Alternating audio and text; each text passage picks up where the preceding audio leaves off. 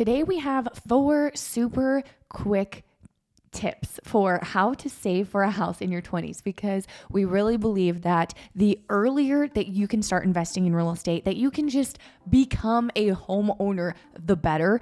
No matter what, I don't care what the housing market's doing. I don't care what home prices are doing. The person who buys the house sooner versus the person who rents longer is going to be in a better financial position 20 years down the road.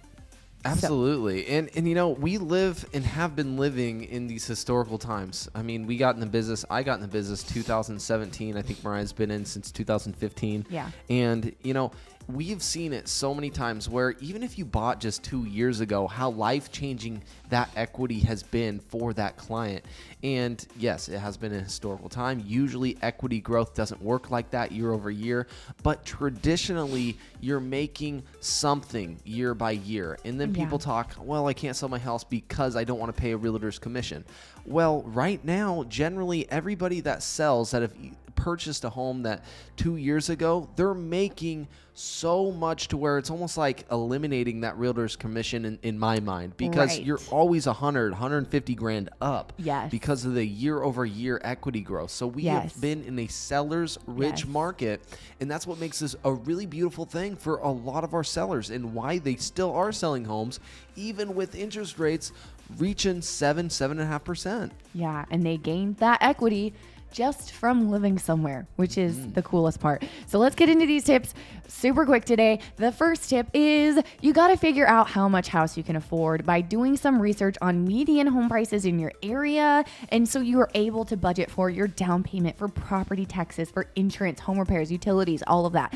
I would say that really starts with just talk to a lender. So many buyers are so hesitant, but it's like, just talk to them. You don't have to commit to anything. Just talk with them and have that conversation so you'll have a realistic number in your mind of what to save for and prepare for. Otherwise, what are you even doing? How are you even saving? Right. And it's always easier to stick to one person. I see a lot of people jump and throw darts at the board and just say, hey, I'll talk to this realtor, that realtor, this lender, and then this mortgage officer or home insurance officer. And they get confused. Now, what's cool about us at Vettrus Crawford Realty is that we actually supply people as a vendor on our vendor list, and they're part of our team. They have past experiences, they have past sales with us, and great reviews from past clients. So we want to put them in our services for you for when you do have a lending question, when you do have a home insurance question, and you want to have quotes made up.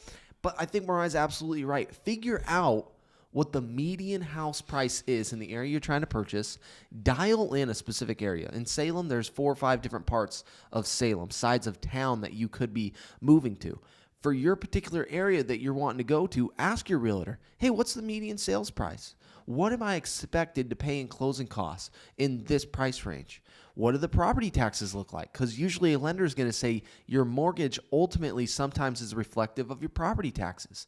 There's a big difference in a $2,000 property tax bill versus a $5,000 to $8,000 property tax bill on a month by month basis in a 12 month period for a year. So all of these things are crucial when we're looking to buy a home. But that's where we always begin. And those questions are important. So don't be afraid to reach out. But if you need an expert in the market, we are that expert that can provide you with a vendor's list, especially if you're looking here to buy in Oregon. Yes, definitely. So tip number 2 and tip number 3, I'll kind of put together because they kind of are the same tip or go together.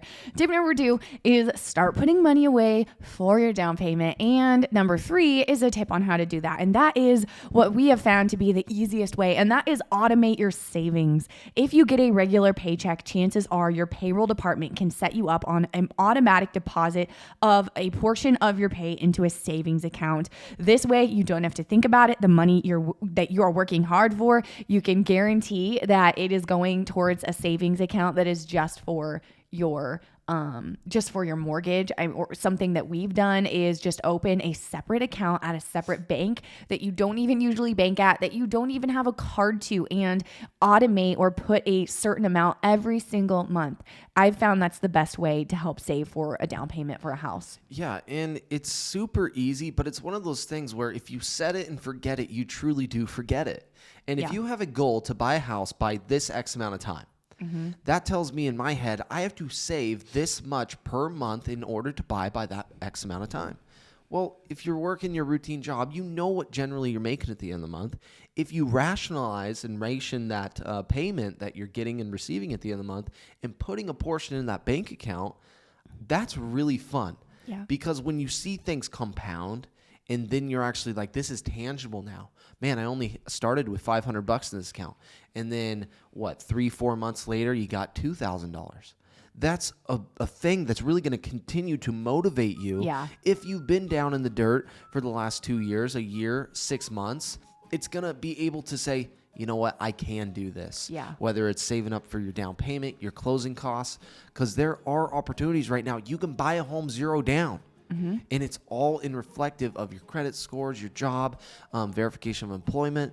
And so a big part of starting to buying a home is that security for you as a buyer. And usually that requires something in your savings account. And even if you say you are buying a house $0 down and you got the sellers to pay for your closing costs, that's a great situation. Say you are in that position, you still are going to want to have savings because you don't want to buy a house and not have any funds for, things that go wrong when you're a homeowner, because things do go wrong. Yeah. So the last thing you need to do is you got to build your credit score. So if you have bad credit, work on improving your credit. There are so many videos online you can watch on how to get good credit. Educate yourself. There's books you can read. There's so much information out there. Get good credit. And I'm also surprised by how many young people I talk to who, want to be homeowners, but they don't have any credit. So if you don't have credit, you got to get some sort of credit, because you do need to have, which is another reason why it's important to talk to a lender sooner rather than later, because you just don't know these things, or talk to a realtor even. And if you are in that position where you want to be a homeowner, but you maybe don't know where to start, reach out. We would love to chat with you and walk you through the process and get your questions answered. Feel free to email us anytime or go to our website. I'll put those down below. And I just want to thank you guys, our audience. If you have not subscribed to this channel yet, feel free to hit that subscribe and like button and leave us a comment of how you're feeling, but also maybe a future show you have interest in that we can put on for you specifically. So if you haven't, hit that comment, but like and subscribe to this channel. We do weekly videos just like this every week, keeping you up to date with what's going on in real estate.